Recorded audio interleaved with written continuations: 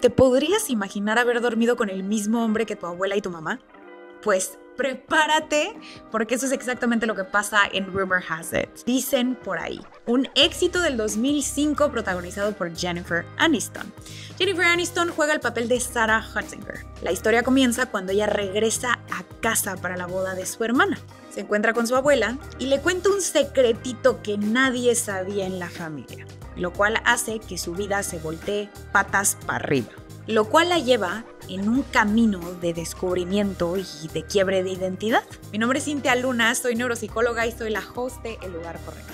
Tú aquí vas a encontrar neurociencia y psicología que se basen en la premisa de que el lugar correcto siempre ha estado dentro de ti y que no tienes que buscar absolutamente nada fuera. En este episodio vamos a hablar sobre Rumor Has It, se dicen por ahí, la trama de esta película que tiene un trasfondo psicológico bastante profundo. Vamos a explicar un poquito qué es la epigenética y cómo es que puede moldear nuestro genoma, nuestro código genético, para repetir patrones que nuestras abuelas y nuestros ancestros también cometieron. Este es un tema un poquito menos denso, con menos neurociencia, pero con muchísimo cariño. Entonces te recomiendo que por los próximos 30 minutos vayas por tu tecito favorito y tu cobijita para que te quedes aquí a chismear sobre qué es lo que pasó con Jennifer Aniston. Si no lo has hecho aún, me encantaría que nos pudieras apoyar aquí al Lugar Correcto con algo tan sencillo como suscribirse, porque cualquier ayuda y ayuda mucho para que podamos seguir haciendo eso. Pero sin más que decir, vamos a comenzar con este episodio. La película comienza con Sarah Hunsinger y su prometido en un avión yendo a ver a su familia. Se ve que ella está bastante ansiosa y el novio la está intentando calmar. Se van al baño, ella tiene que respirar, no se puede concentrar y luego se empieza a ver y empiezan a dar a entender en la película que ir a casa es algo que le causa demasiada ansiedad. Semanas antes le habían dado el anillo, es decir, se acababa de comprometer con su novio. Sin embargo, en el avión le dice: no se lo quiero mencionar a mi familia. Ves a el novio un poquito sacado de onda, sin embargo, la cuestiona y le dice: ¿por qué no quieres que tu familia se entere que estamos comprometidos? Es medio raro. Primero que nada, hay que ponerlos en contexto que la familia de Sarah aún no conocía a su prometido, lo cual la primera red flag de la historia. Sin embargo, la cuestiona y ella dice: es que yo no quiero opacar a mi hermana en su día tan especial, y pone esta justificación de decir que es válida, sin embargo, creo que el lugar a un prometido se le debería dar. Sin embargo, llegan a casa, se encuentra con la hermana, el novio perfecto, jugador de tenis, guapísimo, alto, y se ve cómo la conexión entre Sarah y su hermana es extremadamente superflua. La primera interacción la invita a jugar tenis, se abrazan, pero se puede ver con una gran falsedad, lo cual nos podría indicar el por qué la ansiedad de Sarah cuando estaba yendo a su casa. Saluda a su papá, le presenta a su novio y su novio se ve que se está esforzando por caerle bien al papá. Sin embargo, se les asigna un cuarto por separado a los dos y cada quien se va a su cuarto, ya que la boda era en la casa donde Sarah creció cuando era niña. Para esto dan a entender que la mamá de Sarah ya no está porque lamentablemente se murió. Sin embargo, ella regresa, se acomoda en su cuarto de la infancia y puedes ver cómo está demasiado nerviosa por estar ahí. No quiere ir a jugar tenis con su hermana, se quiere preparar, empieza a ver a los invitados, poco a poco ve gente que conoce y se empieza a preparar para ir a la boda. De pronto llega la abuela, la cual tienen súper prohibido decirle abuela. Le dicen por su nombre porque a la abuela le molesta muchísimo que la vean vieja o que sugieran que es una abuela. Entonces, ella con muchísimo respeto se le dirige con su nombre, se ponen a platicar, las dos están tomando un trago, siguen plática y plática y plática, están hablando sobre lo felices que están por la hermana que se va a casar y en eso le dice ella que a ella también le propusieron matrimonio, es a la única que le dice de la familia que está comprometida con su novio. La abuela realmente le pregunta: ¿pero lo amas? ¿No lo amas? ¿Te ves un poco inquieta? ¿No deberías estar más contenta? Lo cual le dice: no sé realmente cómo sabes cuando amas a una persona. Y ella le dice: uy, saliste igual que tu mamá. Una semana antes escapó a Los Cabos con un hombre conocido como Beau.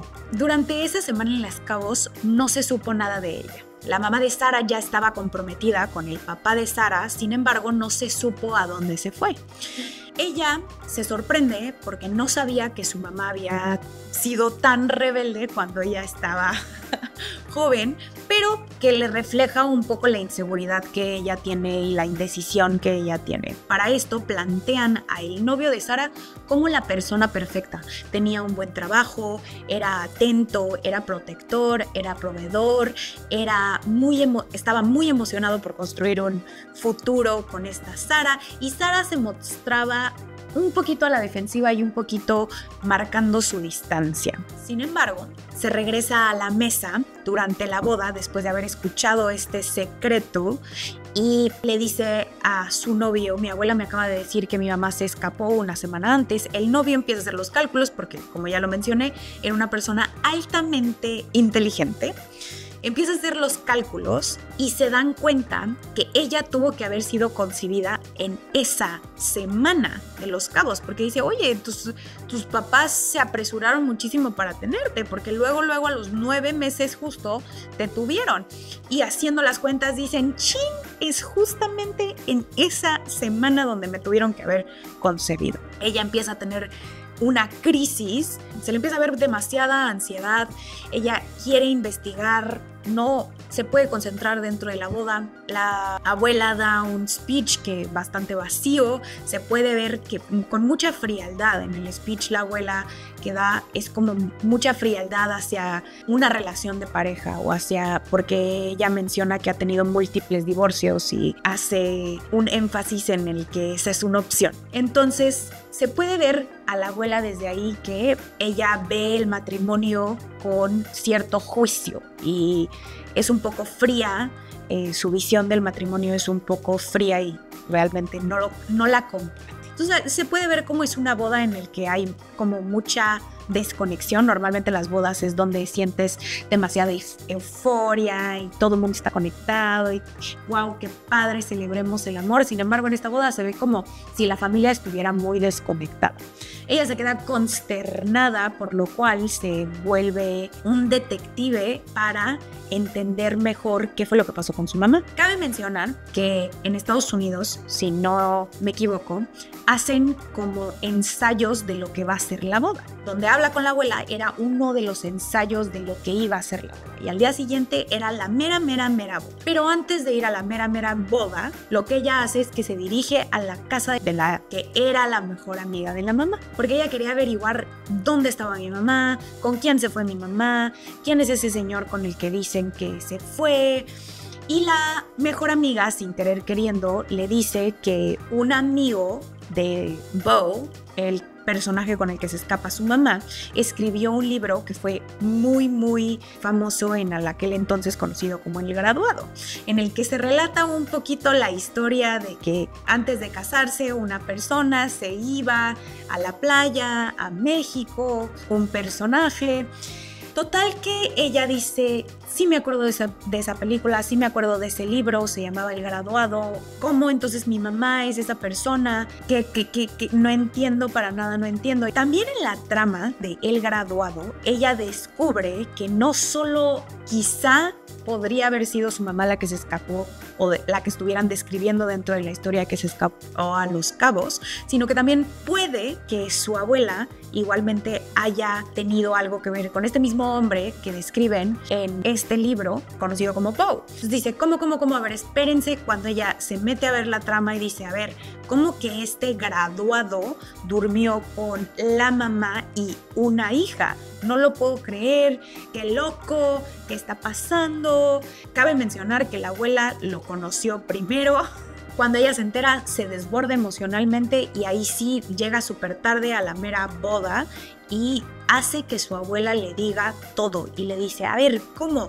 En esta historia tú eres esa mujer y mi mamá es la que se escapó a Los Cabos, y la abuela no tiene más que decirle que sí. Entonces a ella se le siembra la semillita de: entonces mi papá no es mi papá y me han estado mintiendo, y esto podría explicar el por qué me he sentido siempre tan desconectada de mi familia y por qué siempre he sentido que soy un extraterrestre dentro del círculo familiar. Una vez que le siembran esta semillita, Sara, junto con el apoyo de su novio, dice: tengo que tomar una un avión a donde sea que esté este hombre. Busca en internet, investiga lo más que puede sobre Beau para saber en dónde se puede encontrar esta persona, porque dice, tengo que ver a mi papá, tengo que saber quién fue mi papá y tengo que encontrar, porque probablemente es la razón por la cual nunca me he sentido segura en mi cuerpo, la razón por la cual estoy indecisa de con quién me quiero casar. Nunca conocí a mi papá. Con la ayuda de su novio descubren que Beau es una persona súper exitosa que da conferencias en todo el mundo. Entonces ella investiga y encuentra la siguiente conferencia que va a dar. Entonces vuela a ese destino en lugar de regresarse a su casa. Cuando llega a la conferencia, ve a este hombre guapo, carismático, alto y que está teniendo demasiado reconocimiento social. Imagínense que es un Tony Robbins. Entonces, ella se mete con un gafete de prensa a esta conferencia. ¿Qué hace en esta conferencia? Literalmente nada más buscar a Beau. Una vez que lo encuentra, intenta hacerle la plática y luego se ve como Beau es un mujeriego y es un womanizer, porque luego se ve que le empieza a echar ojitos. Entonces empiezan a intercambiar una conversación cuando le dice, ¿conocías a mi mamá? Una vez que le da el nombre de la mamá, él se queda como, ¿qué? Y la invita por aparte a tomar un trago para explicarle más o menos. Él le empieza a confesar que sí, que quiso muchísimo a su mamá, que fue una de las personas con las que tuvo una gran conexión, que se fue con ella a Los Cabos, cuando de repente ella insinúa, ¿eres mi papá? A lo que él contesta, no soy tu papá. Después de que toda esta tensión ya se había formado, ella dice, chin, ya estoy aquí, ahora por favor dime que sí eres mi papá. Sin embargo le dicen, no soy tu papá, no puedo ser tu papá porque yo biológicamente no puedo tener hijos y lamentablemente no podría yo haber sido tu papá. Sin embargo, espero que te encuentres. Ella se abre un poquito diciéndote, es que tengo a una pareja a la cual no quiero regresar, un trabajo que no me interesa, no me gusta absolutamente nada de mi vida y pensé que esto me iba a dar un poquito más de insight a lo importante o lo que necesitaba saber de mí para poder encontrarme. Él la apapacha un poquito y después de una larga pausa le dice, te invito por un trago y te platico un poco de la vida, porque aparte quedamos en que este cuate era Tony Robbins, ¿no? Entonces se hace cuenta que daba sus pláticas motivacionales de la vida y del amor y del éxito, y entonces pues yo creo que él dijo, pues también le doy una conferencia con una cerveza de por medio. Ella se ve que le empieza a echar ojitos, se va echando sus taquitos de ojo cuando lo está viendo en el bar, están platicando, toman una que otra cerveza y de repente ella se levanta al baño, él se levanta al baño. Cuando están saliendo del baño, ella le da un beso a este hombre que supuestamente durmió con su abuela y con su mamá. Entonces el resto es historia. Se la lleva a su casa, él se despierta con él y le dice, todavía no te regreses. Para esto se despierta en una casa enfrente de la playa, llena de lujos, y ella como que se empieza a voltear a ver y dice, wow, qué increíble, obviamente muy diferente a la vida que ella tiene de regreso en su casa. Sin embargo, ella dice, no, ya me quiero ir a mi casa, le dice, déjame, te llevo, y en el transcurso de regreso le dice, hay que pararnos por algo de desayunar. Es una comedia romántica por algo. Cuando están desayunando se empieza a crear esta tensión sexual entre los dos otra vez y le dice, ¿qué te parece si te quedas? Tengo una cena muy importante a la que me gustaría que me acompañaras, es una gala. Y le dice, pero es que no traigo ropa. Y típico momento de Pretty Woman en una comedia romántica, le compra un vestido para que vaya con él a la gala. Llegan a la gala. Para esto, imagínense a el novio buscándola como loca. ¿En dónde está Sara? ¿En dónde está Sara? ¿En dónde está Sara? Sara no se podía encontrar en un lugar y nunca le contestó el teléfono. O sea, qué desesperación. De verdad que qué desesperación me estaba dando, porque yo dije, imagínate, es que soy mexicana, me daba tanta desesperación porque yo decía, imagínate que el novio está pensando que la secuestraron, ¿no? Algo le pasó, porque como mexicana pues pienso así, ¿no? Pero qué desesperación, ni modo, un abrazo para el novio.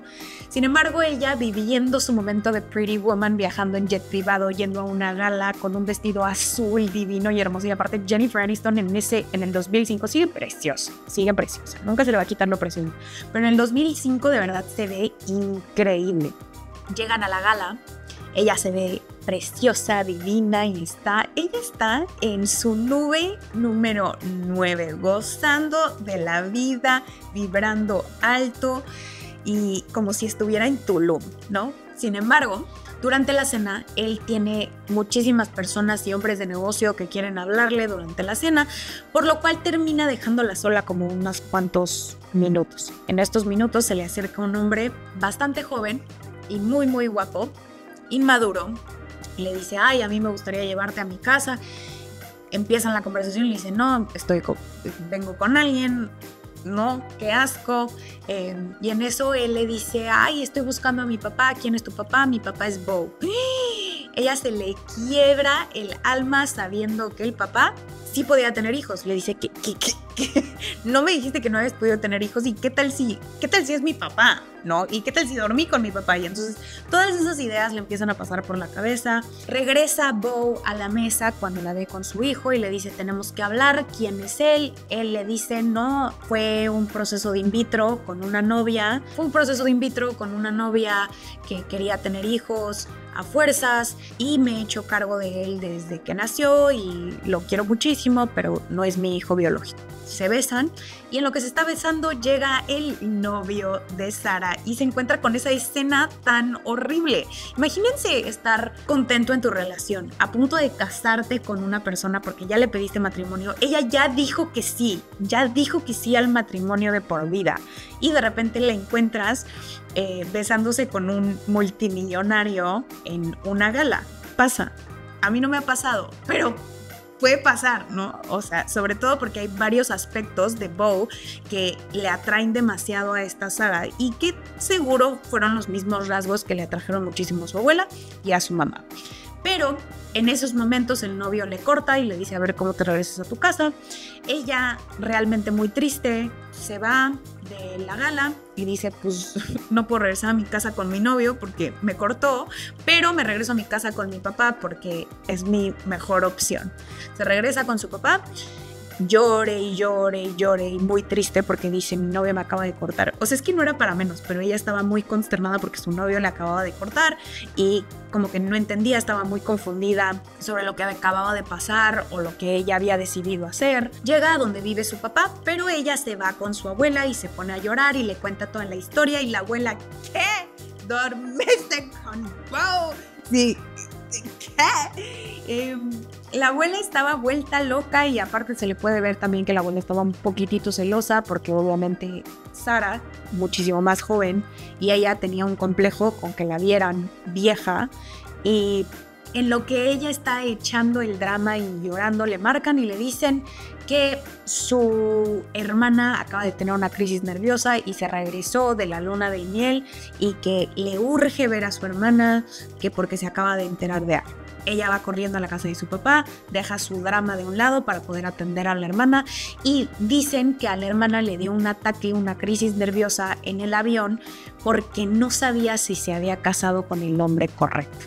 Ya identificamos algo, que todas las mujeres de ese linaje estaban confundidas con la vida y estaban indecisas y estaban muy, muy dudosas de lo que habían elegido o eligieron. Entonces ella le dice, no te sientas mal, a ver si amas a tu esposo, ¿cómo sé que amas a tu esposo? ¿Cómo sabes que amas a tu esposo? Ella le dice, pues es que jugamos tenis juntos y ella, cásate con alguien con el que puedas hacer cosas juntas, lo cual a mí me parece una sugerencia muy vaga. Con cualquier persona puedes jugar tenis, pero no con cualquier persona puedes construir un modelo de vida. Eso es claro. A ella se abre a la hermana y le cuenta lo que acaba de hacer y le dice, no te sientas como si fueras una mala persona, yo sí soy una mala persona, yo acabo de hacer eso. En ese transcurso llega Beau a buscarla porque claro que Beau la estaba esperando porque era comedia romántica y las endorfinas y la hormona la tenía súper alto y quería ver a Sara y la está esperando afuera de su casa. Para esto, Beau conocía al papá de Sara y se vuelven a encontrar en ese momento porque sí sabían del uno y del otro, sin embargo no eran amigos y no se llevaban, pero el papá de Sara se queda como, ¿qué estás haciendo aquí? Sara, para este momento, ella ya había recapacitado de que había perdido algo muy bueno con lo que tenía con su novio. Entonces le dice a Bo, no quiero repetir, realmente no hay nada dentro de nosotros, no hay ni una amistad, vete. Bo se va y ahí es cuando Sara tiene la oportunidad de hablar con su papá y preguntarle que si él sabía que su mamá se había ido a Los Cabos una semana antes. El papá le dice que sí. Le dice, sí, yo sabía que tu mamá se había ido, sin embargo yo amaba a tu mamá con locura y cuando regresó ella tomó la decisión de quedarse conmigo y ese fue el día que te concebimos. Realmente no vale la pena contar el resto de la historia. Si ustedes quieren saber en qué termina, vayan a ver la película porque a mí me gustó mucho, fue muy entretenida verla y son de esas películas de las comedias románticas viejitas que son muy emocionantes, entonces se los dejo a ustedes, pero lo que ya podemos observar con esta trama es que hay una confusión inmensa. Hay un problema de imagen. La abuela tiene un complejo y una inseguridad con hacerse responsable de su vejez y aceptar su cuerpo y aceptar los cambios de su cuerpo. La mamá de Sara, extremadamente indecisa. El irse con otro hombre una semana antes de la boda me parece muy irresponsable y esta indecisión, estos secretos, fueron cosas que influenciaron a Sara y a su hermana. ¿Cómo lo podemos explicar? La epigenética es el estudio que ve cómo nuestro entorno puede influenciar nuestros genes. Y han demostrado hoy en día que cosas que pasaron hasta mucho antes de que nos concibieran afectan en cómo nos vamos a relacionar y afectan en las características de nuestra personalidad y cómo vamos a ser cuando crezcamos, no en su totalidad, porque si supiéramos exactamente qué se hereda y cómo se hereda y en qué momento se hereda, ya tendría yo un premio Nobel de la Paz, pero no, hay muchísimos ahorita laboratorios que están intentando hacer muchísimos estudios con ratas y con lombrices que han podido ver esta parte de la epigenética que es impresionante. Son como muñecas rusas. Ella estaba escuchando a una directora de un laboratorio explicarlo como si la epigenética, la explicación de la epigenética y cómo heredamos en los patrones transgeneracionales se puede explicar como las muñecas estas rusas de que abres la muñeca y hay otra muñeca adentro y otra muñeca adentro y otra muñeca adentro.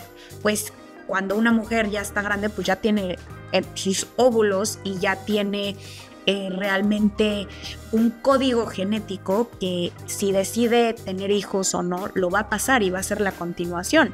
De manera muy básica, nuestro código genético es el libro sobre de qué color vamos a tener los ojos, de qué color va a ser nuestro pelo y está compuesto por una X y una Y. Es decir, una parte de papá y una parte de mamá no se hereda cuando nos conciben. Imagínense que este código genético es como si fuera la receta de cómo vamos a ser. Sin embargo, la epigenética es el estudio de los marcadores que influencian ese código genético. Es decir, imagínense como si fuera un plumón en donde le dice, esta parte del código se va a expresar y aquí se deja de expresar y cuánto tiempo se expresa un código. Si tienes un gen en el que te predispone a la adicción, por ejemplo, el entorno juega un rol crucial de si se va a expresar o no se va a expresar. ¿Por qué? La epigenética es, como lo dice la palabra, epi es arriba de. Entonces, la epigenética es lo que está arriba del genoma, de nuestro código genético. Esta Biblia, este librito y este cordón de receta y códigos que dicen qué vamos a hacer y cómo vamos a hacer. La epigenética son los marcadores, proteínas arriba que se entrelazan en el código genético y le dicen, a ver, a partir de aquí, esto se va a expresar, esto no se va a expresar y esto es la duración en lo que esto se va a expresar. Y la epigenética es altamente influenciada por nuestro entorno. Entonces es el estudio de cómo nuestro entorno impacta en nuestra genética y lo que expresamos con nuestra genética. Gabor Mate es una de las personas que ha estudiado y ha traído este concepto de la epigenética hacia el tratamiento para el trauma y la transmisión transgeneracional. Él dice que si vamos a cuestionar a un individuo, tenemos que cuestionar al entorno, porque que el individuo se comporte de cierta manera siempre está relacionado a que hubo algo en el entorno que lo activó. Y es precisamente lo que se puede ver dentro de esta historia, que antes de que Sarah fuera concebida junto con su hermana ya había mucha confusión. Habían muchas cosas nubladas que probablemente tenían mucho que ver con lo rebelde que era su mamá, ¿no? Que probablemente esa confusión de la mamá de Sarah tenía muchísimo que ver con la rebeldía y la inseguridad de la abuela de Sarah, ya que era una mujer de 46 años que se la vivía intentando conquistar a hombres menores, que termina durmiendo con un chavito muy muy joven para su edad, pero que lo hacía constantemente para conseguir esta validación de las personas más jóvenes para que ella no se sintiera vieja, y siempre era como que necesitaba esta validación. Si una persona reacciona con esa inseguridad a su feminidad, lo más probable es que no le enseñe a su hija a ser segura de sí misma, a elegir bien, ¿no? Porque si la mamá estaba eligiendo puros chavitos nada más para que la validaran, para no envejecer, pues ¿qué le enseña a su hija? Le enseña que hay que perseguir la validación y le enseña esta inseguridad que se manifiesta en ser indecisa y con esta persona que wow, qué padre, es guapo, es carismático y aparte es rebeldón, ¿no? Y esta persona segura que me quiere y que me adora y que me idolatra y que quiere construir un futuro conmigo, no vale tanto la pena. Porque eso es seguro y ya lo tengo y me emociona más la adrenalina de ir a perseguir lo que parece que corre rápido y lo que parece que es inestable. ¿Y qué pasa con Sarah? Sarah aprende exactamente lo mismo. Aprende a siempre dudar de sí misma porque está muy dudosa de si es el trabajo correcto, si está haciendo lo correcto, si su novio es el correcto, y aparte se le ve con una distancia enorme. Ahí es en donde vemos el apego evitativo, ¿no? El querer correr el muy muy lejos de cualquier cariño y amor que parezca seguro. El estudio de los apegos nos dice que la manera en la que nos movemos con el mundo y en el mundo tiene mucho que ver con cómo nos trataron nuestros papás cuando nos estamos desarrollando. Si estuvieron presentes emocionalmente, si podían validarnos, si fuimos niños deseados, si nuestro sufrimiento se tomó en cuenta, es decir, mamá podía ayudarnos o papá podía ayudarnos a navegar emociones muy densas o es mal, nos invalidaban, etcétera, etcétera, etcétera. Todo eso juega un papel en el cómo nos apegamos. Incluso hay muchísimos estudios que ven y ponen a un bebé dentro de un laboratorio y lo separan de su mamá y ven las características que expresan esos niños que separan de su mamá. 5 minutos después, y son estudios padrísimos porque puedes ver cómo graban todo. 5 minutos después regresa la mamá al cuarto. Estos estudios son famosísimos y lo que pueden ver es que hay diferentes tipos de personalidades y diferentes tipos de reacciones ya en bebés muy chiquititos. Algunos bebés llegan y se le aferran a la mamá como si fuera la última coca del desierto, mamá no me vuelvas a dejar. Hay otros bebés que reaccionan de una manera súper defensiva, como indiferentes. No veo a mi mamá. Y hay bebés que genuinamente no les importa y pueden seguir jugando y llega la mamá y juegan con la mamá, se va la mamá y pueden seguir jugando sin problema alguno. Sin embargo, el problema se puede observar en o los bebés que se aferran demasiado a la mamá y no la quieren soltar, y los bebés que se muestran indiferentes como diciendo ahora te voy a castigar porque te fuiste y me dejaste, ¿no? Creo que son estudios poco éticos porque, ay Dios mío, no, a mí me daría demasiada cosa dejar a mi bebé como para que me lo estudien, ¿no? Sin embargo, esos estudios fueron muy famosos en los 90s, en los 2000s, por ahí, y podemos ver que Sarah tiene un apego evitativo, es decir, como aprendió que mamá a veces estaba ahí, a lo mejor y mamá estaba ahí presente y la llevaba a la escuela y todo, pero a lo mejor y estaba confundida, no tenía una estructura del ser muy segura de sí misma y la mamá a lo mejor ya estaba pensando en otras cosas en su confusión y no estaba ahí presente, ¿no? A lo mejor y estaba muy lejana de Sarah, ¿no?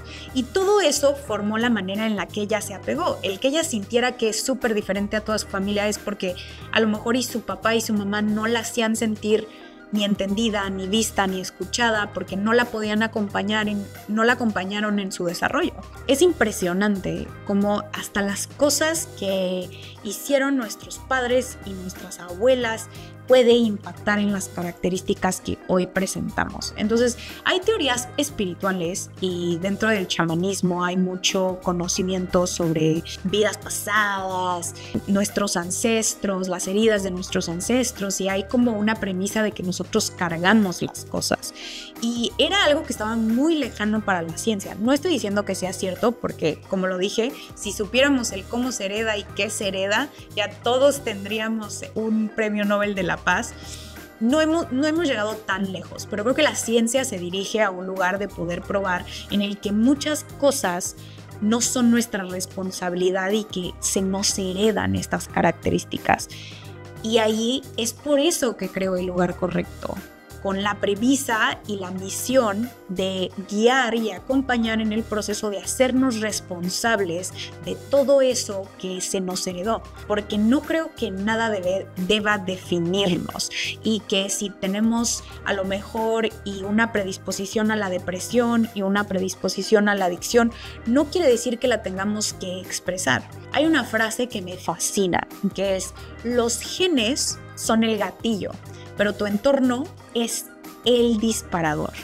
Y sí podemos cambiar nuestro entorno y entender nuestro entorno y entender nuestras heridas y cómo nuestras heridas, nuestras carencias interactúan con el entorno, porque la carencia de las tres era que eran inseguras. Entonces, una persona como Bo, tan seguro de sí mismo, millonario, exitoso, carismático, iba a representar algo de ellas que ellas no tenían. Y es obviamente que las tres se iban a sentir atraídos hacia ese componente que tenía Bo, de seguridad, de carisma.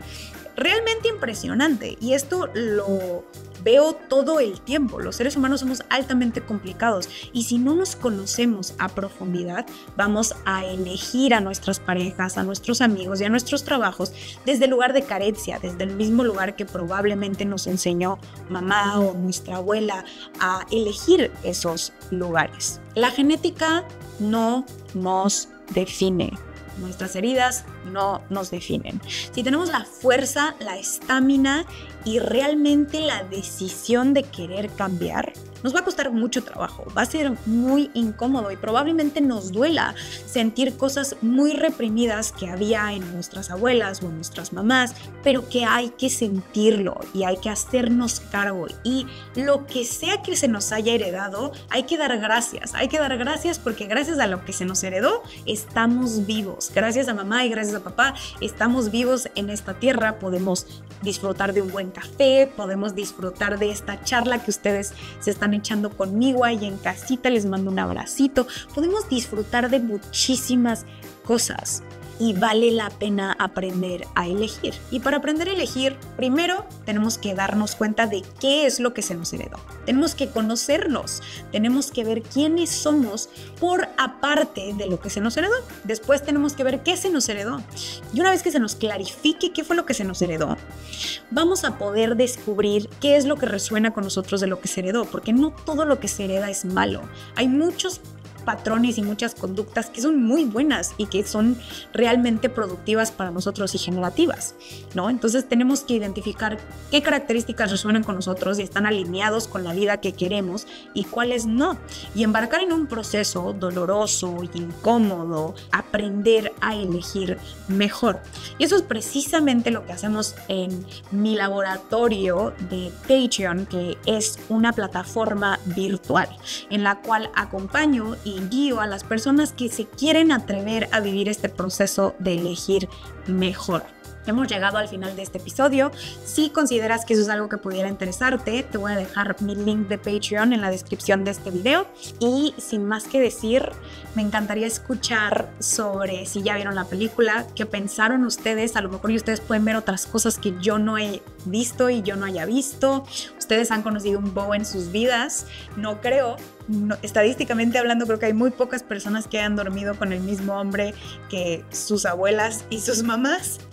Pero si ustedes tienen una anécdota que les gustaría compartir, me encantaría escucharla en los comentarios. Pero sin más que decir, les mando un abrazo y nos vemos el próximo domingo.